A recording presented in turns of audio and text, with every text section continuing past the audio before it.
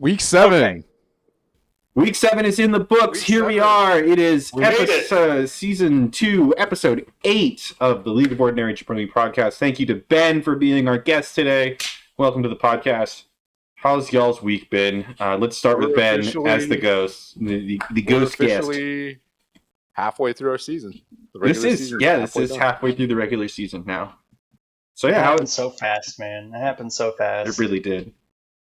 Yeah, fantasy really shortens the timeline. Mm-hmm. You lose those 3 weeks, and it's like, man, just 2 months just goes by. Yep, it's nice. I mean, it's time just melts away until Saturday night when you're like, God damn it. And then, or you're having to make decisions between Calvin Ridley and Michael. Time melts away until the period between Sunday night games and Monday night games end, and that seems to last an absolute eternity, especially if you have players going in those games. When you're in full tilt, and the absolute despair and just disappointment you feel when you're down 80 points and you have 3 guys to go, and it's just please. It's the guys that you have left are they're your Cedric Tillmans or your Rashad Batemans or your guys that are just this ain't happening. There's no way tonight. George Rashad Bateman, but man, he'll win you a couple games, man. You'll catch a couple, maybe one or two. Yeah, they'll end up being 100 yards though, the way that Lamar throwing it right now. That's true. Holy shit, they're really rocking.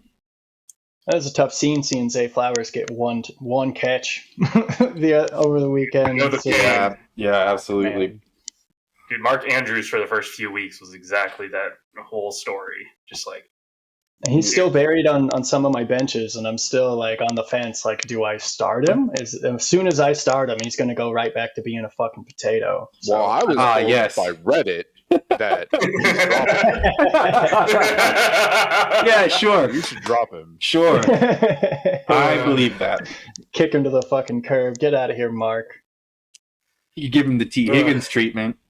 And the perfect culmination of just pure tilt is Reddit, during and after anything that happens. Oh, a major sports event? Yeah, and during any of them. Yeah. Oh no, just the entire fantasy season is just pure entertainment. You just go, you look at any of the fantasy subreddits, Dynasty FF, fantasy football, fantasy _football, or any of the team subs is just gold, pure gold.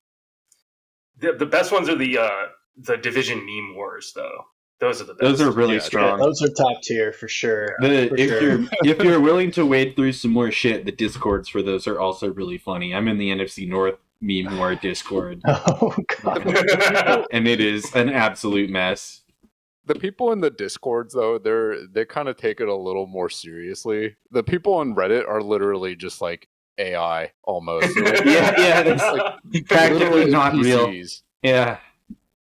It's I'm talking to whenever I engage with someone on Reddit, it's I'm going into the Oblivion dialogue mode, and they're just some guy is just chilling for Jerry Jones super hard, or telling me that we shouldn't pay Kenneth Walker, we shouldn't extend him.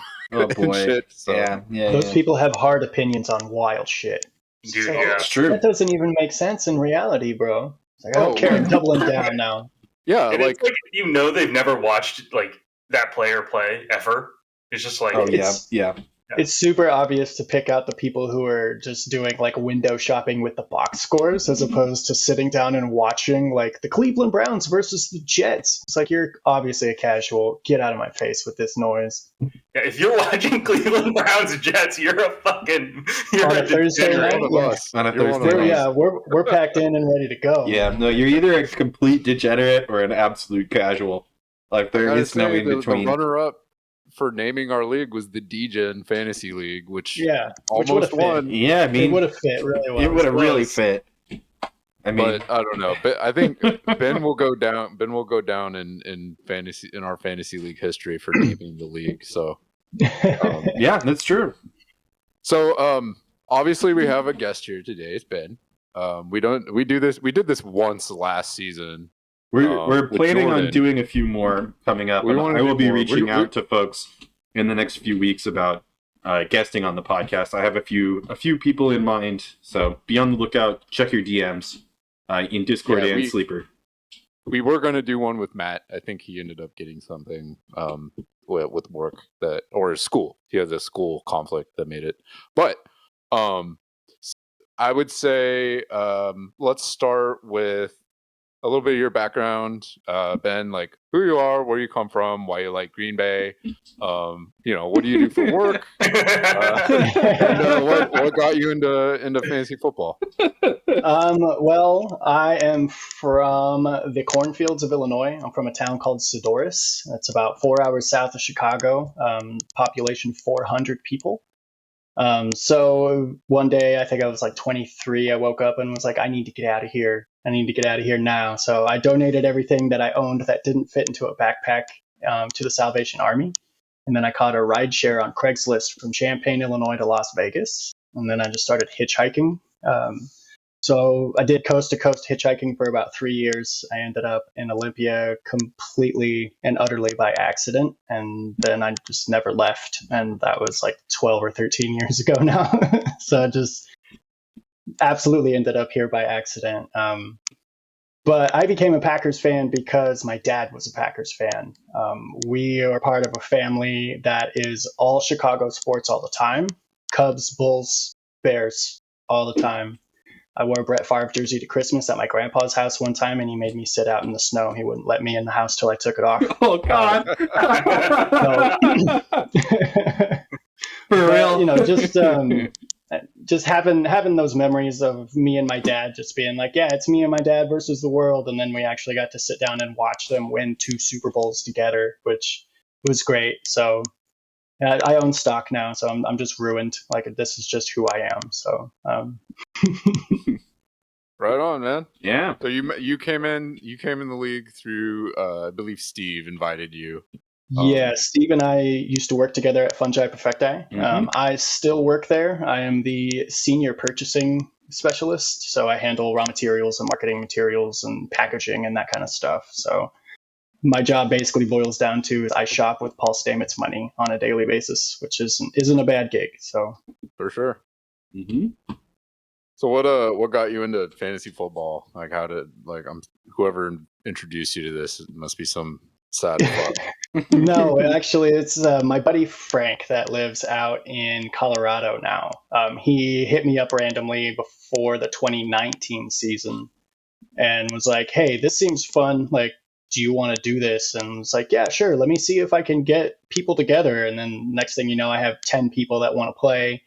And so that was kind of the entry wound, if you will. That was the gateway drug was that first one. But then The first hit. the pandemic hit in 2020, and that's when I really went down the rabbit hole. I was playing. I'm surprised that year was fucked. Oh, dude, I was in multiple football leagues. I was playing in multiple NBA fantasy leagues. Like I really fucking went after it during lockdown because I didn't have anything else to do. I was still working, but I wasn't leaving the house. So it's just like, cool, I'll just manage 30 different lineups. It's not like I have anything else to do. So yeah, how do you like those other formats? So fantasy football was the original. It started in the 60s by some coaches on the Raiders. Famously, because the Raiders were so bad, they thought that it would be fun to make a fake football league where they would put together a roster of players from teams who were actually good, and they just basically looked at box scores and tallied points together, and it was just a fun game. But now it's a multi-billion-dollar industry. But I don't know. I've tried fantasy hockey, I've tried fantasy baseball and those other ones. And I just felt that, fantasy football is king because it's one game a week and injuries the reporting around them are far more clear than what you get, especially in hockey where there's just, they added mid-body injury designations, but they don't tell you what it is. Concussion, severed spine, a foot fracture, all of those things are the same in terms of how it's reported. So I don't know. I also don't really like the rotating and just the scoring formats. It's a fun thing, but I don't know. I prefer fantasy football. Yeah, it's fine. I wasn't really a big fan of the NBA fantasy, and granted, I was playing on Yahoo, but it just wasn't fun. It felt like a chore having to set lineups literally every day. And then obviously the Yahoo app is crap, so you'd have like Giannis is out, but they wouldn't let you know until 30 minutes after tip. So unless you're watching the games, you wouldn't know. Mm-hmm. And so, after a few years of that, I was like, hey guys, I'm nuking this league. We're not doing this anymore. Like, we're just done. No dude. thanks. It's crazy because in fantasy football, we complain to no end about like the Debo situation. And it's just commonplace in other sports to be like, seconds before, and then a beat reporter reports like, oh yeah, they're out. 6 minutes after tip off, and it's like, yeah, they're not playing today. They have the flu or something, and it's like, that would be nice to know. Yeah, it would have been good to know 20 minutes ago, and I could still alter my lineup. Pick, cool. Right? Yeah, yeah. It ended in more frustration than fun, so we just whittled it down to football only. But there's enough different formats of fantasy football, like you could have all the fun that you could need to have within the fantasy football space. Like the guillotine league that I'm in is a hell of a lot of fun. People stick around after their team gets cut just to talk shit to everybody else. It's like that kind of environment is really what we're here for. Yeah, this same group of people, minus basically you and Joe, we did a redraft league, and that's what rolled into the Dynasty League, and we converted that redraft league into a vampire league. This year, so we're doing that. I don't know if you've ever heard of that format, but basically you have a team constructed from the waiver wire that can snipe players from other teams, and they pick their opponent every week and stuff. So we were thinking about doing the played it, but it's been fun. It's been really fun. The vampire is going a little ham. Yeah, maybe I'm enjoying it. So I've enjoyed it a lot more than the redraft leagues that we've done in the past. Now that we do Dynasty, I care far more about the Dynasty format than I do redraft. 100%, yeah. But yeah, something for the off season for sure. So, who was your first? Like when you did your first draft, obviously, like everyone else who starts out, they have no idea who the hell any of the players are. Who was your first like fantasy stud that you felt? Davante Adams. He was my first draft pick ever in fantasy, and it did exactly what you think. Oh, he's a Packer and he's highly rated. I should take him, and it just ended up working out well. But yeah, he was my first draft pick ever in fantasy football, so he's definitely the one that I was just like, that's my ride or die. I don't care what team he plays for. I don't care what's going on with him. That's my dude.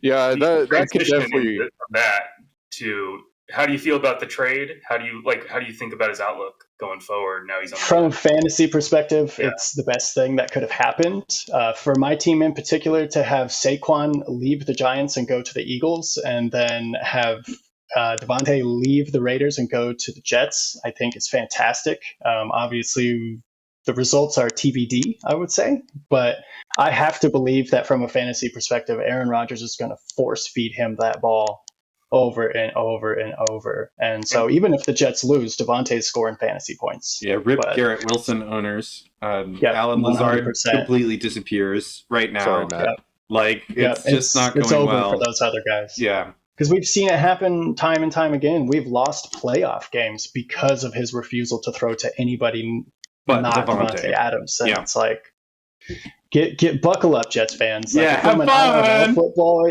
from an in real life football aspect, it's not a good move. I don't think. No, it's actually it's taking it's paying off the worst impulses.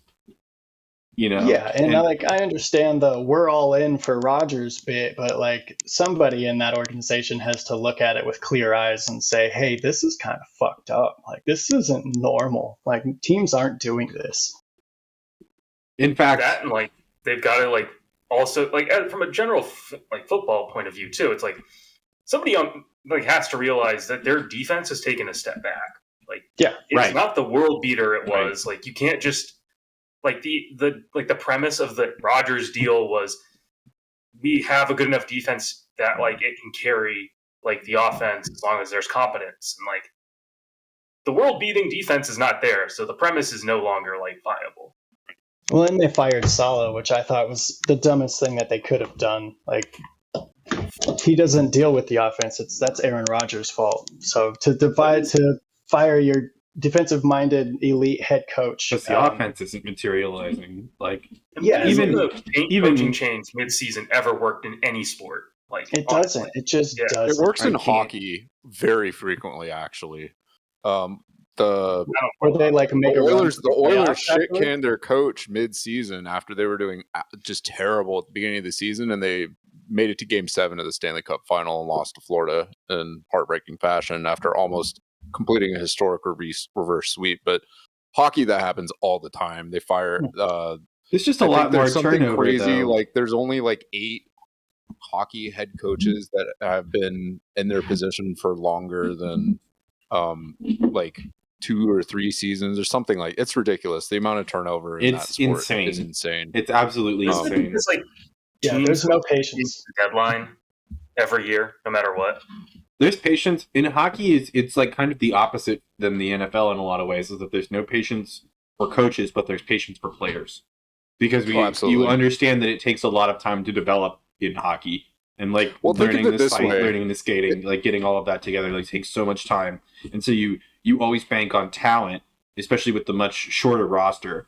And kind of 5-on-5 action as opposed to it's a lot like the NBA in that sense, where if you want to rebuild your team, you have to tank and you have to suck for like 5 years, a good while, and get multiple top 5 picks on your team, and then you can kind of come back. Is it still the same age thing? Like what's like just so hockey is really crazy because they play more than 80 games. Yeah, but like, are they coming in at like 18? Yeah, they come in at 18, and they usually play in a developmental league for 3 or 4 years. 3 years. Oh, so they're not actually coming into the NHL until they're in their 20s. Sometimes early 20s, typically. Yeah, like Connor Bedard went straight wherever he was at. To the Blackhawks. Connor Bedard is like an generational player, though. He's going to be in the crazy talent. It's not dissimilar from the NBA. Yeah, in that matter, but there's more emphasis on the developmental leagues than I think there is in the NBA. Well, it's better established. There's actual legitimate leagues that are very competitive, and you have the whole Canadian League, which is a huge deal. Yeah, on top of that, yeah. Anyway, this is not a podcast. This is not a hockey podcast. Although we could Ben hang around in the server because we eventually will be streaming Kraken games and stuff in here, and we got some real hockey heads. So I'm about it. I know you're in the Kraken. I will not be joining you. I went to the opener. It was my first NHL game, and it was fantastic. Yeah, it is a great experience. It was fantastic. I absolutely, I love Climate Pledge too. I've been to a bunch of hockey games there, and it's just a really nice experience. I would love for there to be an NBA franchise in Seattle, so that could be a part of it. I mean, Joe probably knows better than us, but like, isn't it like? I'm going to Storm games the next 3 year. I wanted to this year, but I'm going to next year for sure. I mean, it's whenever like Vegas actually builds the arena, because they can't have an odd number of teams. It just they need to do an expansion of 2, right? Yeah. And then like they have to like kind of admit they're not going to be able to make it in Mexico City. It's like that's the thing. Is like is it like there's Vegas, always the Seattle, Vegas, and Mexico City, and it's like I don't believe you're actually going to make it in Mexico City. Like I just don't. No, I don't either. I don't know. But Ben, so is this your first Dynasty League other than the shitty PSYOP League that we always complain about? We should take this moment. 4 Dynasty Leagues. The PSYOP League was my first one, and then I play in a couple of other ones that are honestly kind of fucking boring. It's one of those spaces where there's 16 teams in this league, and it's a dynasty, and we're all here year round, and nobody says a word in the chat at all. Like nobody's interacting. So you send trades to people. It's just nobody's doing anything. What's even during the season construction? Like, do you play IDP? How many like bench spots? Yeah. It's IDP. Trying to pull it up here now. one of the guys that runs the league like does a football podcast, so he's always like spamming the league chat with his podcast episodes and stuff. It's just a weird space. I subjected Dave to it. I got Dave in there with me. I will say though that Ben is the reason that all three of us are in the stupid league. Yeah, I dragged Steve in by way of me. So and then he got you guys in. Yeah, so we're all here because of Ben, so we could shame him now for the stupid league if you feel so inclined. No, that's our own fault for still being in that. We could all leave. I mean, I'm just there for the memes. Like that's the whole reason absolutely. I'm there. I have no illusions that I'm going to win tilted. a championship in that league ever. Nor should you. My team's so terrible. I can't bring myself to care. Yeah, like it's so. Like I have some fun players, but it's like. It's never going to turn into anything. Having sold the farm 3 times over to compete in the most competitive division of that league, I don't give a shit anymore. I'm over it. No, it's not worth your time to care about it. It's just not. So, what's the? I'm curious what the IDP setup is for your not the shitty 32 team league that we're in, but we all know that. Yeah. So the other one is actually not IDP. It's just 3 flexes and a normal roster. I do play in one called Defense Wins Championships. That's full IDP, but the scoring is heavily weighted. Right. Like I had a guy on my team score 84 points, a linebacker from Atlanta. So they do big play and tackle heavy scoring at the same time. Yeah, every defensive stat that you can calculate is turned on in this league, and it's honestly kind of fun. That's probably one of the more fun ones that I play in, but it's IDP only.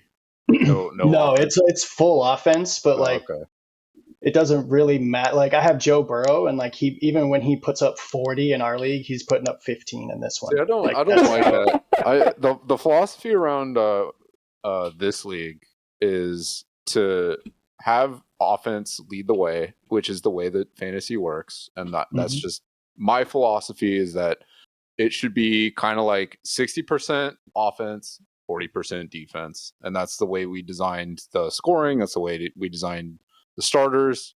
And I'm still not sure that what we have is perfect. I'm happy with it. But I always like hearing what other formats are. I if you listen to the podcast that we did earlier in the season, we had a conversation about linebackers and starting positions. And we had other conversations as well. Separately about Superflex and what the strategy would be for if we wanted to change the rules in the future.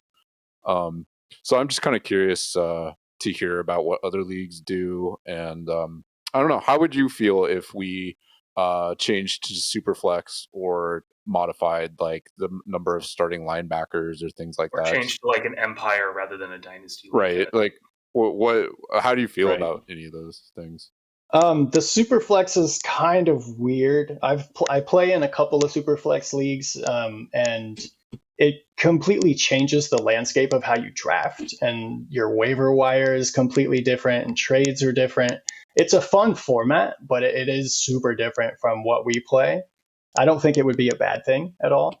It would just be, I don't know. It's a big enough change that we would want to look at redrafting. Because adding the second quarterback is a huge deal. And if we were to just turn that on at the end of this year and just roll with it, like I don't even know like who's the best quarterback on our waiver wire right now. I would never do that. That would completely change the map. So let's look at Leauge tools. Then Casey. Casey, even though his quarterback situation is atrocious, just has the most. So he just has the most options to play at quarterback, and then it would be Steve. Steve has the most ridiculous dual threat quarterback situation and immediately goes from bottom feeder to contender. I'm a middle league team this week. Shut up. And Burrow. Yeah. I'm a middle league team getting shat on a lot. You know, like that. If I could just magically be able to start Love and Burrow at the same time every week, I feel like I would be doing pretty well. Yeah. It wouldn't change my team at all because Justin Herbert is just like, you've been Harbaugh'd so badly. so extremely Harbaugh'd. Yeah. So I don't think that redrafting would be good because then you have all these, you have people that like Steve that basically sold a season. They gave up. They gave a bunch of assets. So it's like, I don't want to take away from the people that are rebuilding and going through that process because that is really rewarding when you've fully rebuilt your team, you've hit on a couple draft picks, and you're like confident again. I don't want to take away from that experience at all. So I think if any change related to like Superflex or adding starters and stuff would happen, it would be something where it's like, okay, this is going to happen in 3 years. You don't even have draft picks yet for this.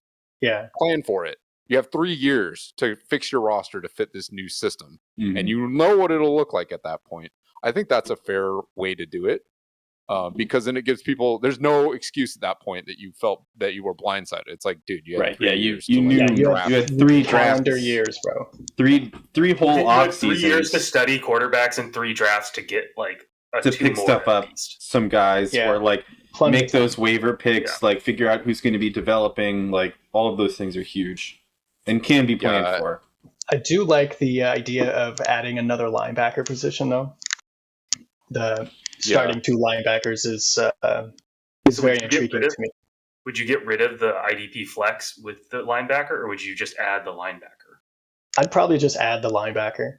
So I play in, I think, isn't the PSYOP league 2 linebacker league too? Yeah, 2 linebacker, 2 flex, 2 DB, 2 DL. I think one IDP flex as well. Yeah, one IDP flex and 2 linebackers. The main difference it may just be that was the first format of IDP I ever played, but I do tend to prefer the dual linebacker single flex for IDP. Yeah, but again, that may just be that's because I'm what I'm used to also. Yeah. I mean, so am I. I come from starting 3 linebackers in a league, and my experience was linebackers are the only asset that matter. And I didn't like that, and I feel like we've a bit overcorrected with the way that we set everything up, because there's so many good linebackers. Like you can literally just stream linebackers because of how many good ones are on the waiver wire. I was going to say I've picked up 2 good ones in the past 2 weeks. Really good ones, right? How is this guy out here right now? Yeah, that's kind of my feeling too, and I think it comes from like how desperate everyone is for running backs and wide receivers and stuff. And the fact that we just kind of hoard quarterbacks, like everyone, the quarterbacks like waiver wire situation is dire. Dog shit. Really is. I think Spencer Rattler is the best available right now for quarterbacks on the wire. Desmond Ridder, maybe he might start. Actually, getting Dalton. Somebody will think about getting Dalton in a streaming capacity. Somebody's going to do it. And it's not just Casey who absolutely screwed himself. Jameis is out there as the best quarterback on the wire. So if somebody wants to get old crab legs, he is out there. But then you're looking at like Mason Rudolph, and that's kind of what drives my interest in Superflex, even though I really don't like it. I've played in Superflex leagues and I don't like the dynamic just because I'm a purist. I'm a fantasy football purist.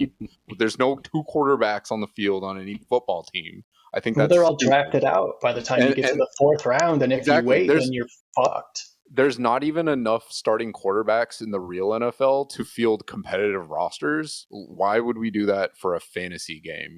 So I kind of like that everyone hoards quarterbacks, because then you have to make start-sit decisions. Because in Superflex, it's basically like if you're Steve and you have 2 superstar fantasy quarterbacks. Oh, I put them in every week. Yeah, and then one of them goes down, then you're boned. And if you are somebody who has you're like in Casey's situation where you have like 1 decent starter and the rest of them are basically waiver wire trash, you're putting running backs and wide receivers in your flex, and it's like you're never going to win against Steve. You play against Steve, you just get rolled because they have 2 quarterbacks.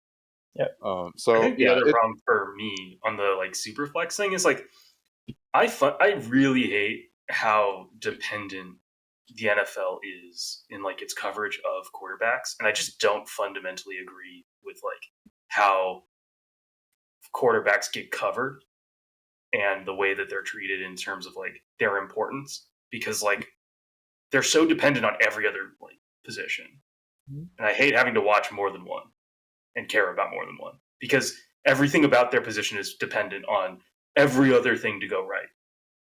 I mean, if you take Patrick Mahomes and put him behind that New York Giants offensive line, is he going to be able to do Patrick Mahomes things? Probably not as much. I think that's a bad example this season, just because of how atrocious Patrick Mahomes has been. Fair. Well, no, what you're seeing is what happens when a line goes bad on a quarterback, and the Chiefs are still winning but it's ugly. The Chiefs and are it's winning the because defense. the center of their line is because the guards in the center are still like elite, and they've got no tackles. Right, the tackles are the problem. Their line is still like top 10, and they have no skill position weapons at all, which is why they had to trade for DeAndre Hopkins, a 32-year-old wide receiver who has an MCL fucking injury right now. That's why their RB1 is Kareem Hunt, the former shell of himself at 32 years old or whatever he is getting now. 28 carries a game or whatever insane number. Certainly not sustainable at all. Getting Juju Smith-Schuster 130 yards in a game, like. Well, he's injured too, so it's like I know. I picked him up, and then I dropped Byron Young, and then he got a hamstring injury because And then I picked up Byron Young. Yeah, you did, which is annoying. But like, whatever. It was still the right choice. Like, he's 26. Like, that's the same age as like Dexter Lawrence. Like, it was the right choice. So, how did you feel about your startup draft? We've talked at length about Steve's historic fastest rebuild of all time. Fastest rebuild of all time. Yeah.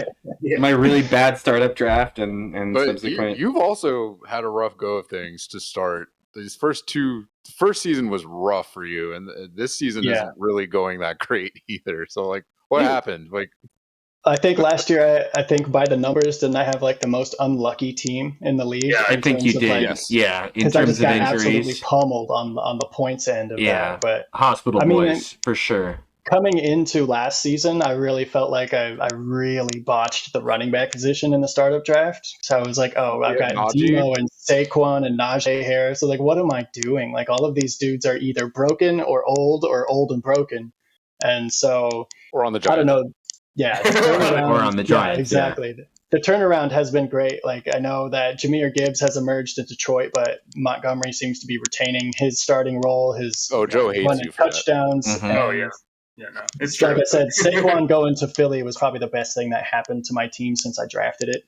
Dude, I can't believe that like New York Giants were like, this guy Saquon doesn't make our team better. Like, the amount of money that like running backs are getting paid is nothing. It's absolutely nothing. Like, Darnell Mooney is making as much as Saquon. And Saquon put up 176 against the Giants over the weekend, which was fantastic. Absolutely bananas. Yeah. But yeah, I mean, I feel like I did a pretty good job. I feel like I got some pretty good pieces, both offensively and defensively. I was stoked to get Love. That was one that at the time was kind of a dart throw, but now is just absolutely. Feels a lot better now. 30 every week. Yep. I don't even he have broke to worry out about last year. Yeah. Last year was his first season, really. Yeah. It was his year, basically. Absolutely. It essentially was, as a starter. But yeah, overall, I feel pretty happy with it. I could use some more DL depth. I'd say that's probably one of my weakest positions right now. A couple of weeks ago, I was in a spot where I was having to start Daron Payne, which kind of hurt my soul because that dude's projected for 9 points every week, and I'm lucky if he hits 3. So, projections are nothing. There's nothing, bad, especially for IDP and DL. Tackle. Yeah, DL, DT. Yeah, no. The DT position is like, you've got to have elite DTs with good edge rushers for them to produce in fantasy. Yeah. Right. Well, you have Davante Wyatt, and as soon as he was starting to come on, he hurt his ankle, so he's been out for the past 3 weeks. I think this will be his third game. This will be his third game missed. Yeah, he probably should have been on IR.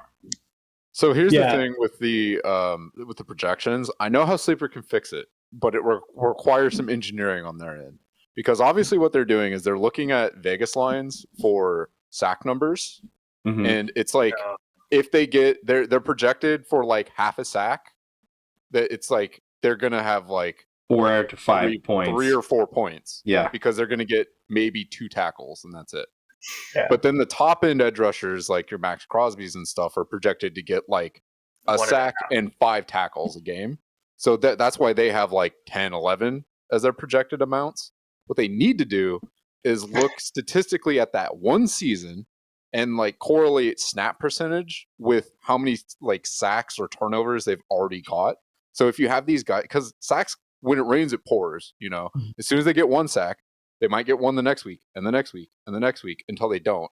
So I feel like it should like be elastic and go up or down based on prior how many prior performance they have. I mean, they should do that previously. for every position. Basically, is just use the prior production and snap count. No, but what I'm saying is that it needs to be far more reactionary because you have guys like I agree. Like I'm watching this with Will Anderson, Steve. Yes, he's getting like 10 points a week because he gets a sack every single game. Yep, much to your chagrin, and he's projected to score like 3 points. Yep, but that's on the other hand, Danielle Hunter, who is not getting a sack every week and gets like 3 points every week, is projected to score 11. Right. It's stupid. I mean, Dexter Lawrence is supposed to get 5 points every week, but he gets like 20. Yeah. I mean, the projections for IDP are a joke. My goal this year is to get unseeded for the 6th seed. Like, that is my ideal situation this year. Oh, that happened to me by one game and a couple points, and it sucked. Yeah, that's okay. Right? Yep. In what league? In this league. In this league, yeah, no, you were like 2.5 points and like a win away. Yeah, I got usurped because my team shat the bed completely. Like you had week before playoff. I mean, that's why you're the surrender Cobras now, right? It's because you had to. I went 5-0 and then lost out. You went hot with your nice big frills, and then oh god, run away! Oh no more points for me. I guess. As long as I can avoid 100 points above everybody else for the 6th seed last year. Like by the time it actually mattered. Oh yeah, no. Targus lost a game by 2.5 points that made him the 6th seed instead of the 5th, right? It made me. Oh, that's what he's talking about. Okay. Yeah, it made me the 6th seed, and then I got bumped down from the 5th to the 6th seed when I could have. If I just won one more game, I would have been. Yeah, you would have been the 4th seed. Yeah. But that's instead, right. I lost a 3-way tie and bombed out. I got. And you and Kelsey wild card rule bombed out, and Danny got in, right? Yeah. Yep. Yeah. Which sucks for Kelsey because she beat me that last week. Oh, it sucks for Kelsey that because she won. Fell right into her lap. Oh, no. Yeah. Oh, bummer. Oh no. Whereas by our new rules, I would have middling team. Yeah, it's true. 1 year late. I did it on purpose. I was honorable and played my best lineup and got the worst possible pick I could have got. But I felt like your draft was really good. Your startup draft was really strong. I really liked. I think some of the cornerstones of your team are obviously Saquon, David Njoku, Davante, Aiden Hutchinson, Rip. Yeah, that one really, sucks. Really like those. There's a lot. And Nico Collins in the 21st round was. That's gold. That's a strike of justice. Yeah, that was one that I had starred going into the draft, and it's like if I can come out with this guy and a couple other pieces, like I'll be set up pretty well. But I didn't really, because like at the time I was kind of leaning towards Tank Dell. I was like, I think Tank might end up being the one here, and then that obviously did not happen. So I'm glad that I didn't choose Tank Dell. But yeah, I'm literally looking forward to Nico coming back. Like he was really dynamite for my team. Like with him in the lineup, I didn't really have to worry about a whole lot as far as the receiver position. It's like, oh, Davante sucks, cool, put him on the bench, we'll put Nico in there. Yeah, absolutely. I think the great thing about Nico too is like the Texans themselves are a terribly put together team, like actually, like in real football, and so it forces them to rely on Stroud making throws, and the throws that he makes are to Nico, like, and so like he's a great asset because it's essentially a pass funnel. Like, yeah, it's like people don't think about it. Even the game that he got hurt in, he got 2 catches for 76 and a touchdown before he went out. So it was like, here's 15 points on my way out the door. I appreciate you, but yeah, because they don't have like as much as Joe Mixon like is an absolute fantasy stud, like. You watched him last week, like Joe Mixon, like you're just gonna like you're running on first down, and it's just like first and second with no changeups, and it's just like not a well constructed offense. Like Joe Mixon did get manhandled by a fan over the weekend. I don't know if you saw his attempted Lambeau leap, and then the Packers fan that said, "No, you fucking don't," shoved his ass back down the wall. I did not see that. That's not something I would have noticed. It's like that doesn't pop up in the feed. I didn't know how widespread that video was, but yeah. No. But yeah, I mean, the Texans are a good team just based off of the talent that they have, but I agree that it's not really put together with the best, like, I don't know, view to the future in mind, I guess, if that makes sense. Like, it's also trading coaching and schematics, and it's all the other stuff that like isn't necessarily roster related. Because like on paper, like, you know, they got Will Anderson, Danielle Hunter, Joe Mixon, CJ Stroud, and, you know, Nico Collins. It's like, and Derek Stingley. Like, they just got Devin White. They just signed Devin White as a free agent. Like, what a reclamation project. Former 5th overall pick. Like, in the D'Amico Ryans scheme, I think he's probably going to revive his career a little bit there. I'm honestly worried. But it's just like the Texans are not like they're just not a good. They're not like a actually good team. Like, they're not a good organization. Like, I still don't trust that front office, because isn't it all the same people that were there through the whole Deshaun Watson saga? Like, I don't trust any of those people. They're all gone. They're all gone. Oh, they're all gone. That all got gutted after with D'Amico. That's the reason why the Deshaun Watson trade happened. Basically, after Billo the Clown got fired because of the atrocious trade they made D-Hop for washed ass. For a bag of chips. David Johnson. Or whatever. Yeah, exactly. Yeah. It was an absolute mess. That was the beginning of the end. Right. And then they cleared house, and they turned it around for sure. Well, they don't do a good job of seriously, Devin White signing for the Texans, I'm actually kind of worried for Al-Shair's snaps or To'oto. You know, like, I think that could be probably To'oto more than I wouldn't worry about it. Honestly, but Devin White has a lot to prove, and there's no reason to believe that he's going to be any good, because this is his third team. He's been cut multiple times for character reasons, so he's obviously a head case. And Toa, like, he might be young, but he's also an Alabama guy, and that means a lot because D'Amico Ryans is also an Alabama guy. Toto is I think Toto is going to be the guy, the featured guy next year, but maybe. Al-Shair is like, he's got history with D'Amico from San Francisco assistant days. Like, they're both kind of locked into those roles. At least that's how I feel. I think we will see. I have this sense that White is going to eat into both of their snaps, or at least one of their snaps, and I'm worried more about Toto than Al-Shair because of the green dot scenario. Maybe. I mean, it's just like I just think they are bad at, like, self-scouting. Like, Damian the Pierce. best example that I can think of is like Kobe Bryant on the Seahawks and Damian Pierce on the Texans. Like, they're both guys that had great rookie seasons that should have been given opportunities, that then, like, organizational decisions screwed them. And, like, they're not going to stick around, like, on the team after their contracts are done, because they're good enough, they're going to get enough money, they'll move on. And then they'll do well. Like, because they actually have talent, and it's just like mismanagement of talent. Yeah, absolutely. Yeah, Damian Pierce's rookie season was he was damn near 1,000-yard rusher. He was 1,100 all-purpose scrimmage yards with 100 catches. Like, and he wasn't inefficient either. I mean, he was over 4 carries. Good.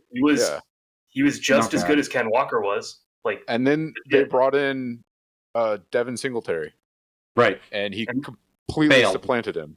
Yeah, because they changed from whatever they were doing under whoever to started running a different scheme. Yeah, exactly. They started doing more of the zone run stuff with Slowick. It looked like, and he just is not that kind of runner. Slowick's fine. Slowick is a bad coach, like, straight up. Like, he is a bad coach. Like, you can't run on first and second down every drive. You can't just do that.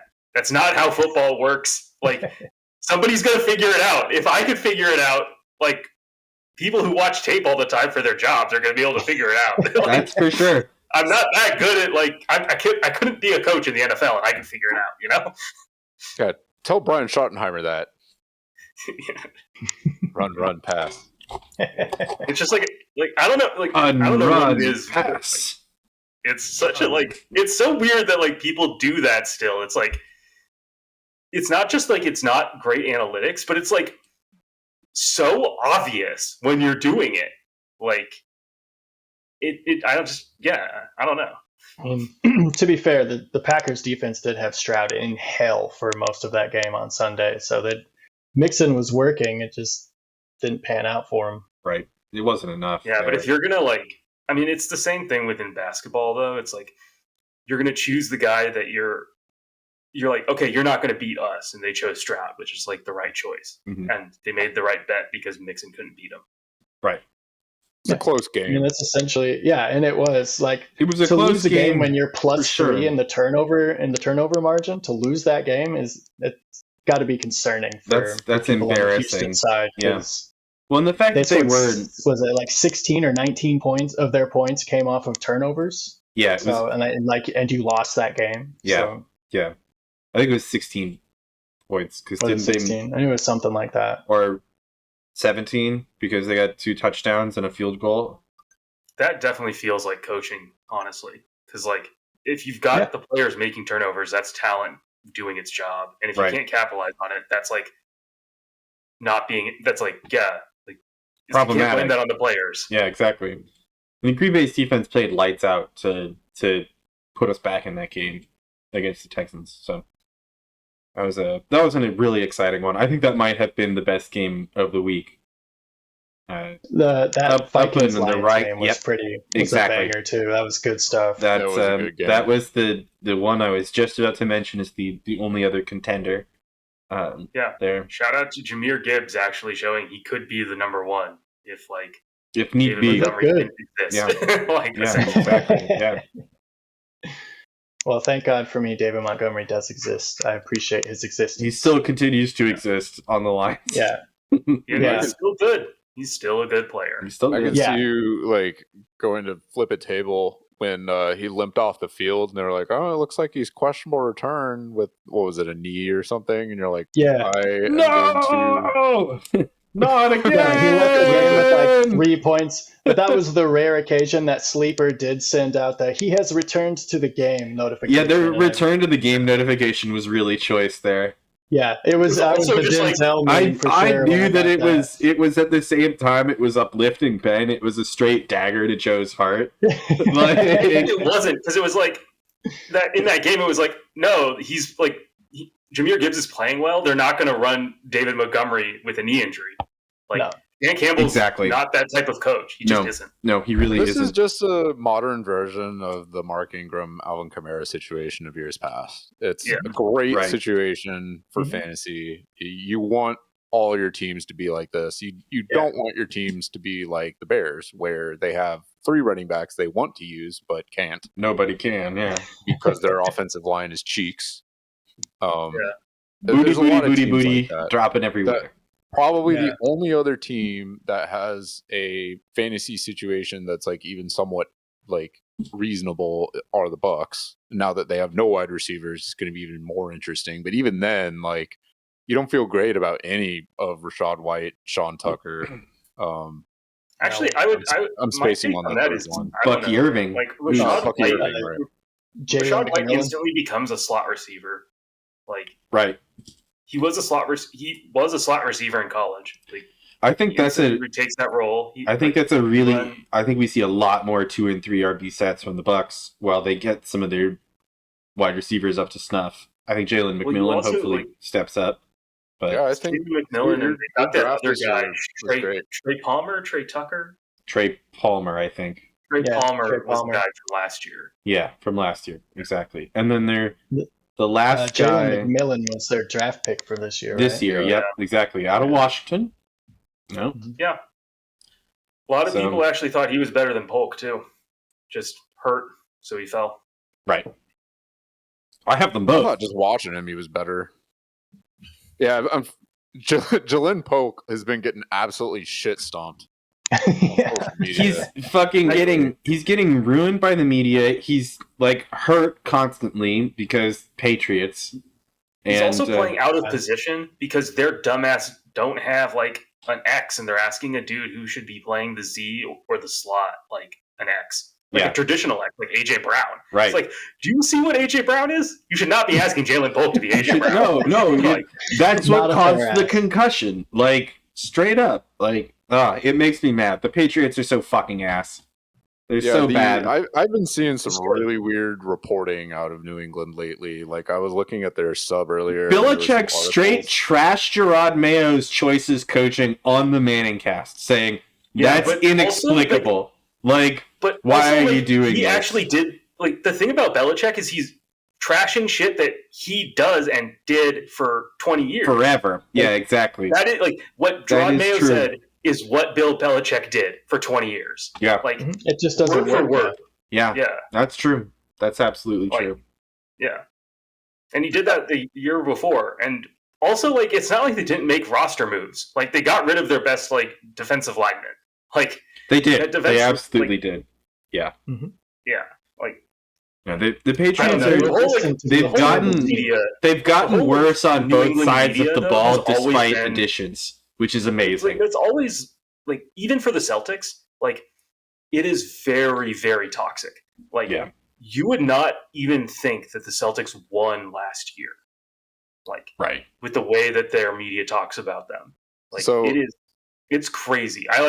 The New England media is not reliable. Like, I want to highlight that. So today there have been multiple reports that are popping up from interviews that media from the area are doing with their players. KJ Osborne basically said, so they asked him if he wanted Vikings to be traded. Washout KJ Osborne. Right, but he was asked if he wanted to be traded, and he said, it's like an alley-oop. This is where I am. This is the place I signed to be. A lot of things are out of my control, but I would like to be where my feet are. So today I'm here, so now I'll rock with it as it goes. Basically, I'm just glad I'm on an NFL roster, right? Not exactly a ringing endorsement of the team that you're on or the environment that you're in. Famous Vikings washout, KJ Osborne. Right. Like, couldn't hack it. There was a report that Gerard Mayo is going to be fired within the next couple of days. And then there was another interview. I mean, a black head coach in New England, that's not going to last. There's another interview that they did with Keishon Boutte, saying that he sat with Coach Mayo and basically said he refuses to go through the same shit as last year. He adjusted his mindset. And I shifted knowing I want to be on the field, to be one of the top players in the league. Again, not exactly a ringing endorsement of the organization or the coaching staff. Mm-mm. This is today. These three things. It's like, what the hell is going on in New England? I'm worried that Drake May is going to end up on a cart on Sunday. And there is no camaraderie in that building. Nobody's going to be protecting anybody. I mean, this is the thing, every man for themselves. Teams. It's bad out there. Yeah. This is pretty standard though for like teams losing in the NFL. Honestly, like I don't think any of that reporting isn't like just isn't any like normal. Well, they lost to Jacksonville, out of the right? norm for losing teams for players that are on losing teams. Like that sounds like every soundbite I've ever heard from any bad team. Yeah. Usually though, the players are just saying. No. They just say I'm blessed. Cooper Kupp said the same thing. Like he's won a Super Bowl. Like he said, I know where my feet are. Blah blah blah. It's the same shit. I mean, it's league. Like he said that today. The veiled shots at their own organization though is what I'm talking about. It's that you don't see. You don't see like maybe with Aaron Rodgers, sure, but I mean, Cooper Kupp just did that today. Like, you do see it. Man, I think it's pretty normal. Cooper Kupp maybe is a little bit justified in that somebody floated fucking trade rumors that seem to be taken very seriously. And if he's hearing about that through the media, then I could understand taking that shot and making it. I did read before we hopped on here that the entire upper echelon of the Minnesota Vikings organization is going to be at the game in LA. So I've seen a lot of stuff speculating Stafford to Minnesota. Seen a lot of stuff speculating Cooper Kupp to Minnesota. It's all horseshit. Trade. It's not happening. I mean, I don't want it to happen. So I hope that you're right. A Minnesota beat writer said today that ain't happening. Like Good. the guy who reported that, he's a dreamer. Is a degenerate gambler that like shit posts about NFTs and crypto and like he's a sports betting content creator. He's not an actual beat reporter. He heard it from some other guy. It's like source. No. Look, sort of shit. The other thing about this is that dude is an absolute crazy Minnesota fan. I mean, we all love that. The iconic photos and shit are being recreated, but this dude is an incessant Minnesota sports fan, and it's all about basically his own personal rosterbation with the Vikings, and like trying to incept Stafford over there because he thinks that's going to win the Minnesota Vikings a Super Bowl at this point. Also like they're already 6-1 or something. Like, don't even worry about it. You got the best record in the NFC. Fuck off. I'm also 90% certain that this dude has a bet on like Darnold getting traded this season at some ridiculous differential. Oh, I would not be surprised. He's trying to leverage that a bit. He's incepting. Yeah, exactly. I don't know. There's some ulterior motive. It's not going to fucking happen. I don't think that guy is credible. What I would say about like the trade makes sense in like a crazy I'm high on crack. I don't even care about that. It's like the way that all trades get reported are Diana Rossini, Palacero, somebody gets like information that somebody called about somebody else, and that's the trade rumor. It's not that there is a trade is imminent. It's that a call went to one front office to another about a player, and that's it. That's how it's not anything real. And in this case, it was a degenerate gambler on Twitter who's a content creator that heard it from another posted guy some bullshit. Who was handled. Wait! No! Heard it from another guy, and then pinned it on a dude whose handle is Crack Rock. Like, let's be real. This is fully from the content creator himself. This is fabricated whole cloth. Yeah. There is nothing about this that is true. I will stake my entire reputation on it. Actually happened. Like, whatever. I would love it to happen. It'd be hilarious. Whatever shred of dignity I have left in terms of like knowing about football, if like this happens, burn it in the fire. I quit. Like, there's no fucking way that Matt Stafford gets traded to the fucking Vikings. That came from real Kupp came from Rossini. That is a real source. Matt Stafford to the Vikings.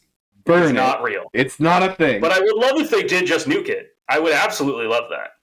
I mean, the more the Rams suck, the better for everybody not Green Bay. Because they're always our get right game. So I'm happy when they're that's such a when they're romantic good. notion that Sam Darnold is playing against LA basically under the premise that if he wins, he makes $100 million. And then the other romantic thing is like, what if they close the deal mid-game and then Stafford comes out of the locker room with a Vikings jersey halfway They just swap hat. I would love They to see pulled the that. baseball routine. I would love to see that happen someday. WWE shit. Like, oh my god! I mean, that did happen with who's the point guard for the Knicks? Jalen Brunson. That's what happened with Jalen Brunson. Traded mid-game. Wow. Not mid-game, but like, the entire front office went to go see him or went to a game, and then like, later in the offseason, he got $100 million from him. Yeah, what does Kupp actually?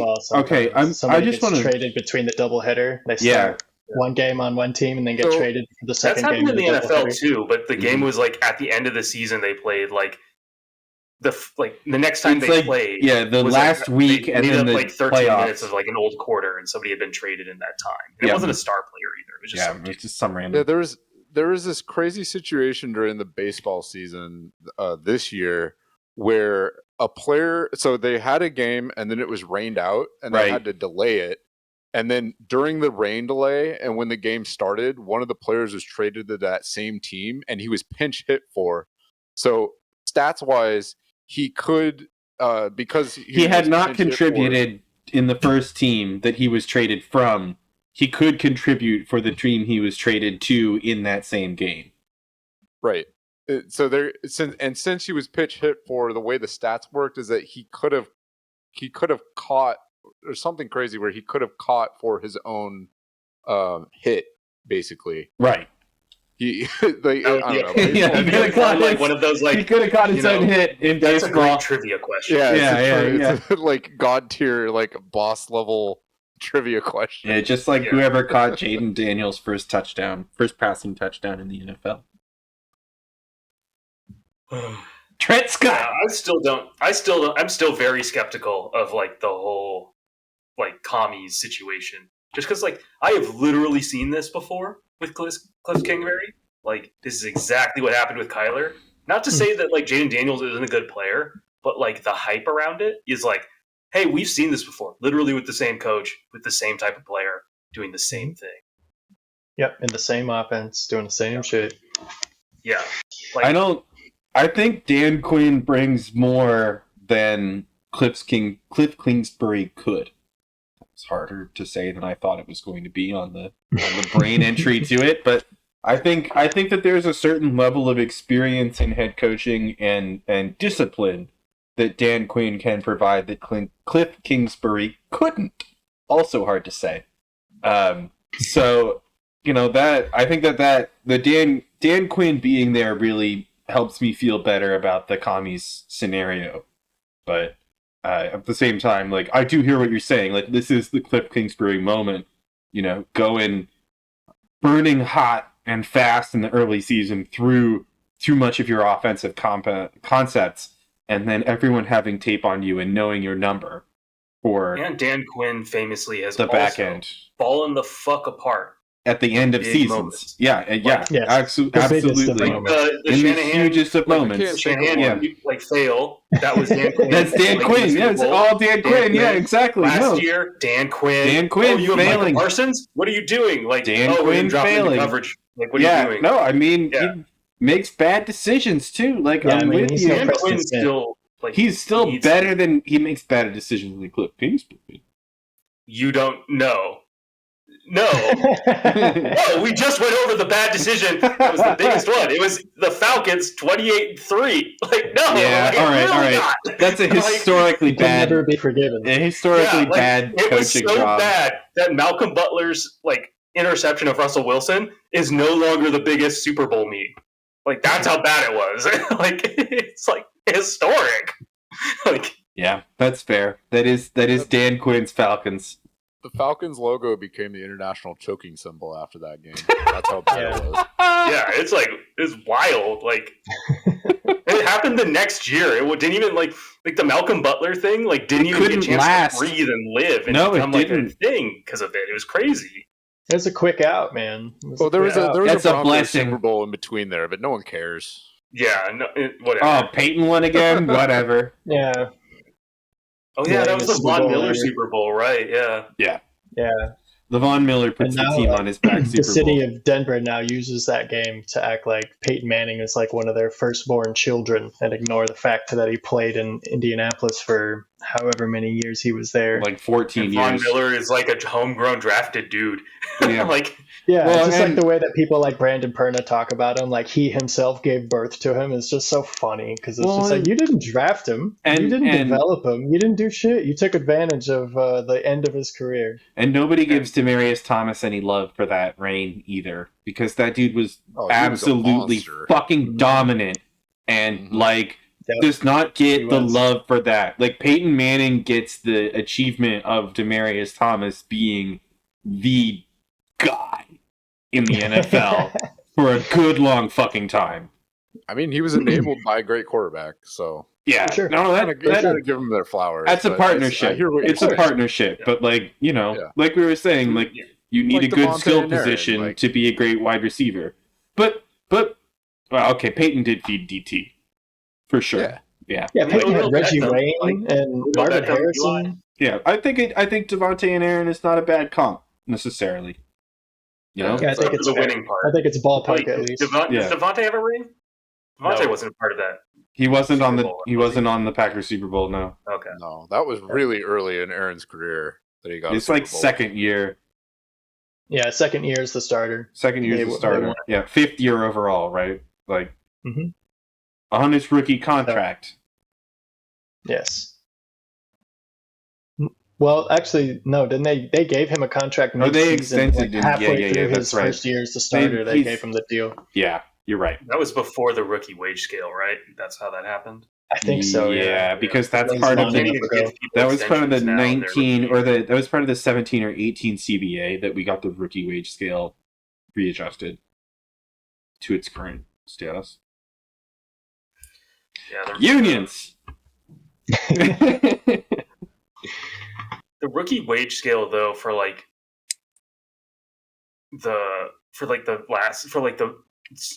day 3 guys and I think this mid 6th round though is crap because the UDFAs make more than Brock Purdy does. Yep, which is insane. Yep.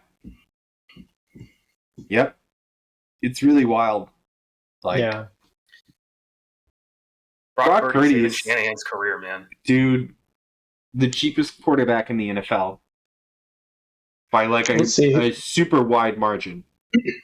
Who are they going to throw to this weekend? Debo's out Ricky with Pearsall. Yeah, it's pretty wild. Slick Rick is really back. Crazy that we've hit a point in the season where the Niners' most healthy receiver was shot in the chest 2 months ago. And he came back before CMC.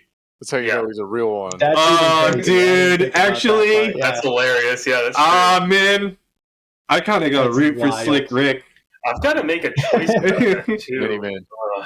Yeah. Shit. Somebody's playing. Who's playing the Niners this week anyway? Who is that? It's a division week for them, right? They play in Arizona? That's right. I've got to choose between Michael Wilson and fucking Calvin Ridley. Ugh. God damn it. I that's a guess. I'm not sure. Please fact check me. No, they're playing. No, they're playing the Cowboys. Oh, that's right. Yeah. I should play. Maybe I should play Turd. Actually, no. Wait, that's bad because Fred Warner would be the matchup. Ugh. Not necessarily. It would be the other one. Lenore? Is that his? You gotta do what Trevor does and pick the one that you don't want to play, because then they'll go off.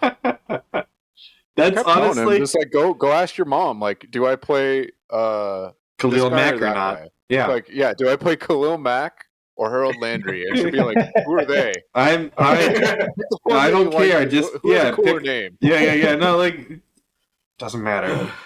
I mean that means that's Calvin Ridley because of those choices. You're playing against Detroit, who is got Kirby Joseph on one side, Terrion Arnold on the other, has a terrible defense, gives up the second most points, and Mason Rudolph sucks, but is still better than Will Levis, and gets the volume. That's just. I will say, the problem that you're having is a great thing, because that is exactly what I want everyone to feel like every single week, agonizing over start-sit decisions because of the format that Steve and I labored over creating. So I am glad that it is working. I 100% agree. For you as it is for everyone else. Yeah, no, I'm glad it. I'm glad it creates these decisions. It's as painful as watching Mike Evans and Chris Godwin go down because now Baker fucking. Oh man, I just don't like the PSYOP league. Dude, I don't like playing in fantasy leagues. The PSYOP league is an example where it goes too far in the other direction, because you play anybody who has a pulse, but then when you play in leagues that are too shallow, you're playing two of the top 10 at that position. The perfect size leagues are when am I ever going to play this guy who's are the max you should ever be.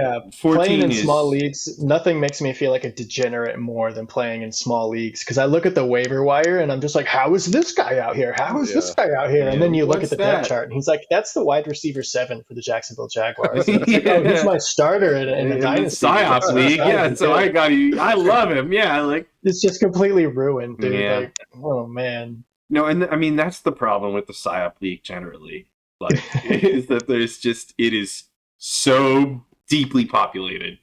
Oh, whenever a linebacker gets 10 tackles, everyone spends all their fab at once, and it's such a shit show. Folks, it's wild. Folks. For the PSYOP league, the bench is as deep as our league. The settings are worse than our league. There are 20 more teams that every player is spread amongst. Think about it. It's insanity. Absolute insanity. We just shut on KJ Osborne, and I have to start KJ Osborne in that league. If you can think of an NFL player that plays in the NFL that you've ever heard of, he's probably on somebody's roster. Absolutely rostered. Absolutely rostered. Oh, you're crawling through the carpet like a fucking crackhead trying to find linebackers in that league. What's the scrums? You've got Phillip Rivers, I'm pretty sure, is still in like the top 20 best available quarterbacks. You're absolutely rostered. You're picking up Ben Roethlisberger because he's still on Sleeper's platform, and you're like, he might come back. He might come back.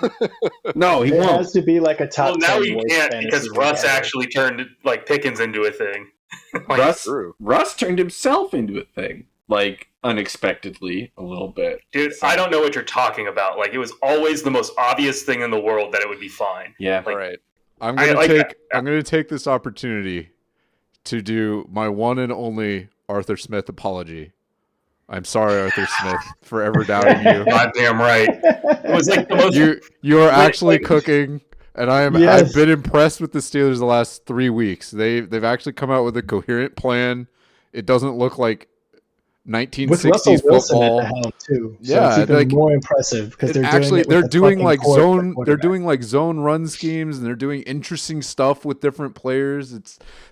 I thought my expectation was that it would be constant screen passes to people like Darnell Washington. It just wouldn't work. Which still happens. That still happens. But they do it 3 times a game, not 8 times a game, which is what he was doing as the Falcons head coach. Because he just had it out for fantasy players, and it was funny to him, I guess. I mean, to refuse to use Bijan Robinson in any meaningful or Drake fashion London or Kyle Pitts. It's we're gonna have Kyle Pitts block for a Jonu pass play here on this one. That's legitimately the shit he was doing. It was driving me crazy.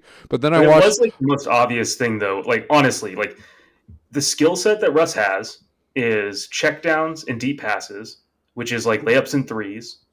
Arthur Smith, for all the bullshit that he ever said, ran his offense purely on analytics. So that's what Russ is good at. He's got 2 pretty good to good running backs, depending on your opinion of Najee Harris. And then Najee's been fine. I think Najee's great, honestly. Najee's not a bad running back, and neither is Jaylen Warren. I said, they're both serviceable backs. But the most obvious thing about it was that George Pickens is the perfect receiver for Russ. It's the exact same thing that happened to DK. It's a dude who can run straight and get the contested catches on a go route. Big time. You just have him do that, and it'll be fine. Don't worry. That's because get him up. Justin Fields would throw it 100 miles an hour in a straight line at him, and wouldn't give him time to get his head around, and the timing was all fucked. And he would abandon the pass option whenever they do an RPO and just run. So it's just I don't know. I hate watching Justin Fields play football. It's so painful. I'm sure you guys as Packers fans have watched plenty of Justin Fields games, and it's just the same. It's the same shit. He's inaccurate. He's got physical tools, and he'll be out of the league in 4 years when he starts to lose that because he's not developing as a passer. He needs to be more. He needs to be a better pocket passer to actually be a thing in the NFL. That's exactly it. And when we were hate watching Justin Fields, we were all well, I really hope he develops as a passer so that he can actually bring a rivalry to this goddamn city. And then the Lions go absolutely crazy. And then the Lions go berserk. And now, the NFC North, which honestly, I'm fine with that. Division they've been so shitty for so long. I'm so glad it's not the NFC West anymore. I'm so tired of the NFC West being the best. Wasn't the Lions' last championship? The Lions are 5-2 or 4-2 as well. The Packers are 5-2, and the Vikings are 6-1. That's the winningest division in football. Just as everybody expected, Sam Darnold's out here being a world beater, and it's just didn't see that coming. Well, if you look at Skot's roster, that's exactly what he thought. I wasn't kidding when I said he was my QB1. I was like, that's my QB1 you're talking about there. When I picked him up at $0. That was a good call, man. You got. I mean, honestly, that's a hit right there. Yeah. And honestly, it's not like it was the most obvious thing because Sam Darnold's been in the league long enough where nothing is obvious about him. Right. But like, if he was going to succeed, it was going to be in a Shanahan offense. Like, Right. It always was. And like, the fact that he's got the best play he can spam, like in football, bar none. Throw it to Justin Jefferson. Yeah. Justin Jefferson's over there somewhere. Like, yeah, throw it near him. Absolutely. It's like if he was going to make it, it was be in this situation. I think being in a small market helps him out too. Being in there in Minneapolis instead of New York City or San Francisco or somebody else. Also, not being part of the Jets.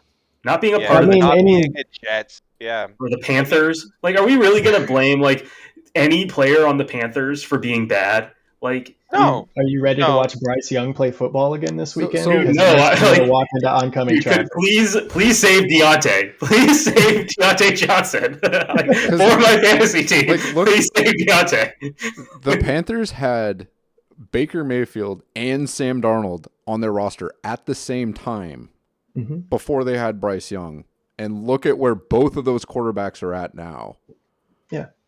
Well, the Panthers just suck. Like they're awful. Didn't they have two on that roster at the beginning of the year before they traded him? Yes, they traded him mid-season. The year before, they had both of those players on the roster. They were doing a QB competition between those two, and now they are both starters. Baker has a multi-year extension and is the QB1 for an NFL team. And Sam Darnold in the same division. In the same division. Division for a good team. And those teams are competitive largely because of what they're doing on the field, and it's just so crazy to see. Like David Tepper's shittiness has to be a top-down venture where it just soaks everything having to do with that organization. He's officially the worst owner now that Dan Snyder is no longer in the league.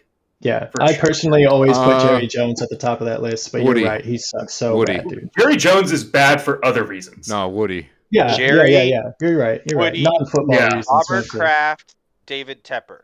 Those four are like the big rogues gallery of the NFL owners right now, of the worst of the worst. But I'm gonna go out on a limb and say they affect things in other ways. You could put a fifth on there. I'm actually the best owner in the NFL. I'm the best. Can I? I mean, you're definitely better than Steve. So we're okay. All right. Fine. No, we're definitely going with all 538,000 people. Who all 538,000 Packers. Anytime I see stuff like what's happening with the Panthers and what's happening with the Jets, you can say whatever you want about my $300 piece of paper, but that motherfucker is priceless to not have to put up with shit like that. Absolutely agree. And yeah, by the law of averages, all 538,000 of us are way better than one billionaire. Yeah. So, we'll take it. I'll take it. Take it every day. Yeah, I really want. It's amazing, just how much talent has been squandered by the Panthers. It really has. It's sad. Absolutely crazy. That being said, Tepper should just sell the team to Steph Curry and Cam Newton, for real. Sure. I'm down for the experiment. That sounds like it would be fun. That's a great ownership group. I would love. You can't go worse than Jordan with the Hornets. I mean, yeah. Carolina sports. What are you gonna do? Cam Newton is a national treasure. I don't care what anyone says. I love that thing of him barking. Yeah, I'm with you. on that. Cam Newton is a gem. Yeah, I like that he's gonna be up against Stephen A for the NFL content coming up. Yeah, that should be interesting. I don't know. His podcast, his influencer shit that he's doing on socials is popping off. It's good content. Yeah, I mean that's why they want really him on funny. ESPN. Yeah, he's really good. He's also seems to have one of the more level heads of guys. He got jumped last year. I don't know if anybody ever saw that video. I remember that. Yeah, kids, jumped him, and he didn't throw punches. He was just pushing them away because he was just smart enough to know that don't punch these kids. Just don't do that. Yeah, it's don't punch kids. He was just holding his arms out, going "Yep, I'm pushing you. I'm pushing you with my wrist." Doing anything, I'm just. Yeah, it was just it was a level of clear-headedness. It's oh wow, yeah, Cam's actually all with it right now. Nah, if it was Ricky Pearsall over there, he would have taken their gun, shot him in the chest multiple times. What a badass. No, I do think Cam's one of the better ex-players turned content creator, what have you. Like he's definitely one of the best in the space. Him and Shannon Sharp's number one for me, but yeah. Club Shay Shay is one of my favorite podcasts. I do like Ocho. For Club Shay Shay. He's fucking wild. I love Ocho Cinco. I think he's really good. Character. He's such a character. Boy. In the extremely mainstream space, I also got a lot of love for Nate Burleson. Like, I think he did a really good job as just like a commentator, and I don't want to hear. I go games more. Like I go out of my way to watch those Nickelodeon broadcasts because they always have him on as a commentator. I'm like, I want that stream. Exactly. Like, where can I pull that up? Because I'm tired of hearing Joe Buck and Aikman and all these other old ass dudes. Like, I don't give a fuck. Nate does a hell of a job. I don't give a fuck that Nate Burleson is bringing in Patrick Starr for extra commentary. I actually love that. No, that was an all-time. That actually makes my dude. It really was. It really was. They keep people scoffed at it. People scoffed at the NFL. Patrick Starr roasting Russell Wilson for throwing a pick is all-time great shit. Especially since it's Bobby Wagner taking the pick. Like, dude, that shit's all-time. All-time. Really good. That clip. Yeah, I might cut it in just to like sure that we have. You should. I'll cut it in. Yeah, it's worth. Anytime it's brought up, it's worth being cut in. Like that was just like an all-time TV moment. That's like that's like Charles Barkley just being like, when you feel a dude and he's banging on you, like it's the same. It's like, Shaq is losing it. Yeah, that shit's so good. It's so funny. No, the fact that the guy who plays Patrick Starr is a football fan and is good enough at his job to just completely ad-lib that on live TV. The behind-the-scenes footage that they released after that broadcast was over of like how they set it all up and how they had the voice actors in the booth, like behind the scenes, like man, watching the game with like virtual AR, like I love it. I think it's great. The slime cannons for touchdowns, like why can't we get those in real life on the field? Like come on, holy shit, we have Nickelodeon tubing Patrick Starr into broadcasts. Like this is amazing. Like the technology is fantastic. Like I love it. I'm here. It does make like games much more interesting to just have the level of entertainment there. Well, that's why I was hoping that Tom Brady would be more interesting as a commentator because he would bring more of an analytical side. But instead, they kind of have him doing this weird like play-by-play kind of calling, and it doesn't work. Yeah. Like they need to give him a play-by-play and have him be the color commentator, where he comes in and like and he does analysis. Like it would be way more interesting if he could break down and be critical. He has to do that stuff now because he can't do the play-by-play because like half of that stuff requires him talking to the team. He has to do the analysis. He can't talk to the team because he's an owner. He's an owner now, yeah. Right. They've got to change his role. They they can't actually have him on B. Like that's the thing. Well, he's also doing this thing where he's shoehorning he's shoehorning in things like his grade. He's like grading QB plays like that's an A+ throw and stuff. It's like no, don't do that. He's clearly been told to do certain things and he's trying to force it, and it's just not natural for him, and it's just not. I think it'll work eventually. Maybe he will get better. Everybody gets better at that kind of stuff when they're starting out, but it's like clearly not good now. Yeah. No. But like if Tom Brady wanted to start like a quarterback school JT O'Sullivan style YouTube channel where he breaks down quarterback play, I would tune into that every fucking episode that I would pay like a Patreon at least at first. For that. Yeah, I would pay for that because you know that's going to be top level shit.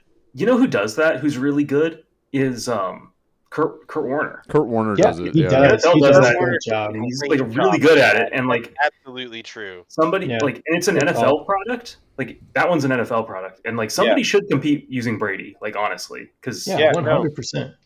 Like, is that part of his restrictions as an owner? Can he do that kind of analysis where he's breaking down plays of other teams, players and stuff? Like, is that allowed? I mean, that's just the scouting, only thing right? that he's not allowed to do is he's not allowed to go into other teams' facilities, and he's not allowed to criticize refs. Those which are kind of problems for his current role. Just saying. I mean, I read the list of restrictions the other day, and it was just like, well, that's going to make it hard to do his broadcasting job that he just started. Technically, Ben and I can't criticize refs. Watch me do it. Watching. I do it every Sunday. Every Bring game that it. I watch, I'm just like, this is Bring trash. it, It doesn't really have to NFL. be my Can't get team. all 538,000 of us, but All right. So the restrictions for him are not permitted to be in another team's facility, not permitted to witness practice, not permitted to attend broadcast production meetings, either in person or virtually, prohibited from publicly criticizing game officials and other teams, subject to the league's gambling policy, and subject to the league's anti-tampering policies, limiting him to strictly social communication with members of other clubs. I would imagine professional commentators are ruins him. I would imagine professional commentators are beholden to a similar set of restrictions, which I think is bullshit. I would assume. I like the professional commentators go in to do prep in team facilities and watch practice. They go and talk to the players and the coaches and stuff. Exactly. That's how they get their deep dive stories that they do during the broadcast and shit. Fair enough. I mean, if Brady can't do any of that, like, they lose out on a huge aspect of the broadcast. Like, and it's a huge miss for Fox to have done this when he's becoming an owner of the Raiders because of the restrictions that are. Well, I think the timeline on that was super fuzzy, and then like all of a sudden things accelerated pretty quick. If I remember right, like, it was just like, oh, we're waiting on stuff, and then the next thing you know, you're like, oh, Brady's an owner now. It's been approved. I kind of wonder there's an opportunity there though. Like, wanted to give a big fuck you to Fox. Well, there's also an opportunity for Brady to create something that is unique to him because of the restrictions. Like, it's if he did something like Scott was saying with like analysis, a little more on the Aikman kind of criticizing people more, like that kind of stuff. Like, there's a lane there that could be really interesting because, like, Aikman, as bad as he is at some things, like, is so brutal about stuff that's really refreshing. Where like you just don't hear that from other people, and like he doesn't. Yeah, he's just too crispy, dude. He doesn't care. You see flashes of it because there was that moment during the Bucks game where someone mentioned that the mood of the team is everyone's a lot happier and things. And that was Baker, yeah. And he said and then he said something along the lines of, well, if I want to have fun, I would take my kids to Disney World. Like, that's the kind of shit I want to hear from Tom Brady. You know what I mean? He was something like Baker said, like, oh, people are a lot less stressed out, and Tom Brady was like, well, I thought the stressful part was not winning rings. Yep. Like, I want to hear that. I want that. I want Psycho Tom on the broadcast. Yeah, I want to hear that, but he literally can't. He's prevented by his. Yeah, I want to hear football Tom. I don't want to hear diplomat Tom. I want to hear football Tom for sure. It's why I hate listening more to like what Matt Ryan does on CBS, where he just goes in and does hits and just talks about stuff in like as a quarterback. And like as like actual like that's great. Like they're running duo on like this like pin pull action blah blah blah, and it's great. Like he's super totally stiff, but it's totally like unintelligible for the vast majority of people because like it's too jargony. But like that's the stuff that Brady should carve out his role for. Is like and he get away with it because he's the GOAT. Yeah, right. Right. Yeah, I mean, people will watch it because he's the GOAT. People will tune in, and people will be better informed about football because he's the GOAT. And that's like a great place for him. You know? I would hope. I want more. I don't like listening to the national broadcasts where it's, Troy Aikman and Joe Buck and Collinsworth just, glazing the Chiefs and everything. I want there to be no quarter. Like, I like watching hockey and baseball and these other sports where you have local broadcast teams that are hyping up their team and they know a lot about their team. I wish there were local broadcasts for every game so that you watch the Seahawks and you get the local broadcast talent. You can have really bad local broadcasters. Yes, you can. Yes, you can. But Warriors local broadcasters Chicago White Sox terrible. Yeah, like the Portland broadcasters are great. Actually, the Charlotte Hornets guy. The Charlotte Hornets guy is the best like local broadcast on any sport. Like that guy is awesome. I will say at the very least for the Seahawks and the Packers can shut off the national broadcast and turn on the radio broadcast. Yeah, the radio broadcast. Yeah, I have the radio app on my phone just for that reason. Are fantastic, and it's not exactly synced up but if you're on the Pirate stream, it's pretty damn close. Well, if you buy the NFL Premium, you can do that. You can switch to the radio broadcast audio instead. I strongly recommend it because it's just a much more it's a much more engaging product to watch the game that way, and the radio broadcast just kicks ass. So, and we all know that the national broadcast, like holy shit.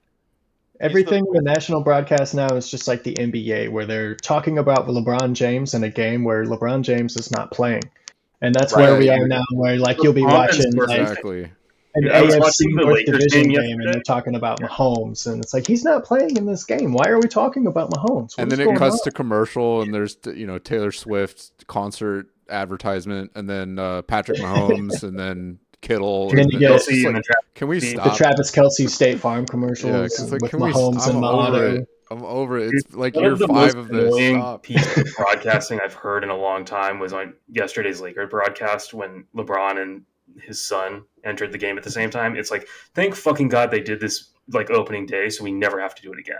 Okay, cool. This is gonna get old hat real fast. Good. It's not historic. Nobody fucking cares. This is not Ken Griffey Jr. entering the league. That's what I'm saying. The Griffey's clear. The James's clan can go away. Yeah. I just want them to do something psycho. Like get like Charles Barkley and Booger McFarland and just have them do a broadcast. Like call an NFL game. It just like Charles Barkley when he was doing games was awesome. Like because he still was Chuck. He was just fucking. He's just like, man, this is terrible, man. Like that was a terrible pass. Like yes. Like whenever it'll end next year. Who owns? But whenever they do the Eastern or Western Conference Finals, whichever one TNT gets the rights to do this year, the Inside Crew does sideline, and it's so good.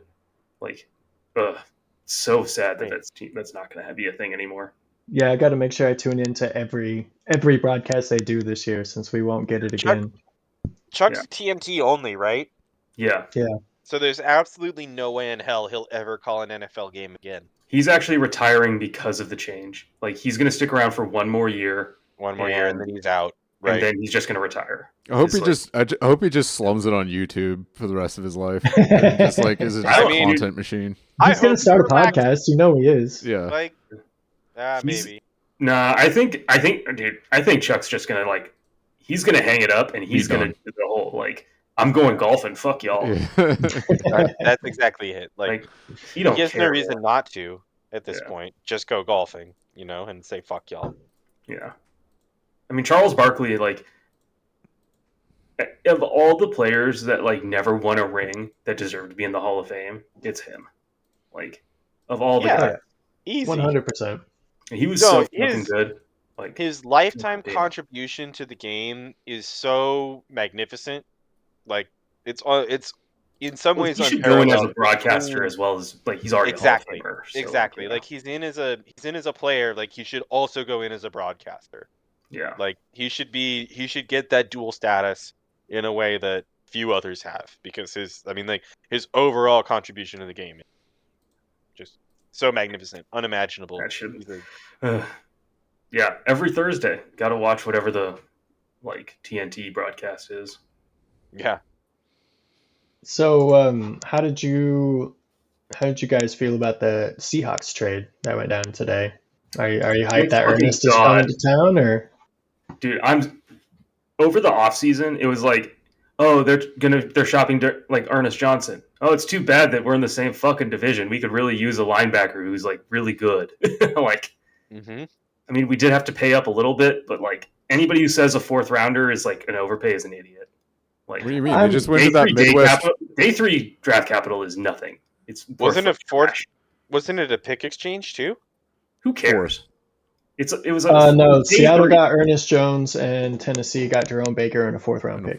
Yeah, it's day 3. It's day 3 draft capital. I don't care. Got it. Yeah, anything on day 3 might as well be lit on fire for the vast majority of what it's worth.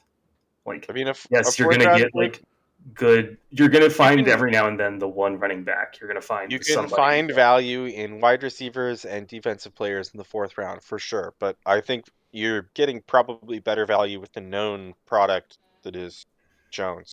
Especially at linebacker. Like the problem with all linebacker, like drafting them, regardless of where you draft them, is that they come into the league and need to be brought up to speed, and then they need to be developed. Like, which takes the full rookie contract.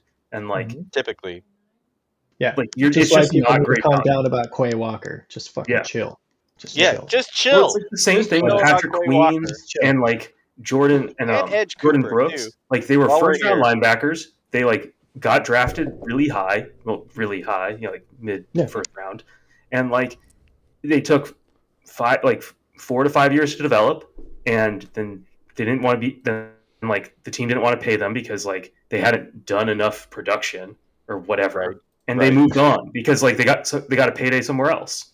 And like all linebacker, that's not like how linebackers work. Specifically, linebackers. See Foye, like in that exact situation, drafted by Tampa, first 4 years, and then goes to Jacksonville and starts popping off. Yeah, it's easily the best way to get a linebacker. Like, and God knows Jerome Baker is not a world beater and is not like yet, a guy. Well, now he's going to be for the Tennessee Titans, right? I like the trade from a Seahawks perspective. I think it's a really good trade for Seahawks. Ernest Jones played with Bobby Wagner in LA last year. Yeah. So he has that year of playing with the Seahawks legend under his belt, and so I really liked it. That's when that news came through, I was pretty excited for Seahawks. I think that's a really good trade. I think Ernest Johnson too is just like a good linebacker in the league. Like he can develop into more because, like, I mean, given his age, like he's not that old. Like he can be more, but like right now he's already good. Well, he's coming to play with McDonald too, who kind of unlocked Roquan. And kind of revived Patrick Queen's career in Baltimore. I don't know if revive is the right word. Saved is probably better. Well, fair. Like, definitely better than he was before. So yeah. But yeah, I think it's a great move. I think it's going to be awesome. I think it'll be really good. It will help. Like it will help the run defense. Just like like our linebacker situation couldn't get worse. Yeah. And with the and getting healthy, just generally with the D line, like not missing 4 players, like I'm pretty excited. All right, guys. Yeah. Well, we're coming up on like 2 hours here. Yeah, no, we should. It's time. We're not quite at 2 hours. We're closer to an hour and a half, but still, it is close to time. So, we should definitely call this. Remember, everyone, that defense does indeed win championships. And Steve still sucks. Thank you, Ben, for coming on. Really thank you for having me. This was fun, you guys. I appreciate it. Thank you for coming on. It was really nice to have you. It's great to have you. Yeah. Again, encourage others to do the same. Yeah. Let me know. I'm always available for this, so just let me know. Right on. We sure will. Well, good luck this week, guys. And good luck, everybody. Bye. Have fun in your leagues, and talk to y'all soon. We'll see you next week. Bye, guys.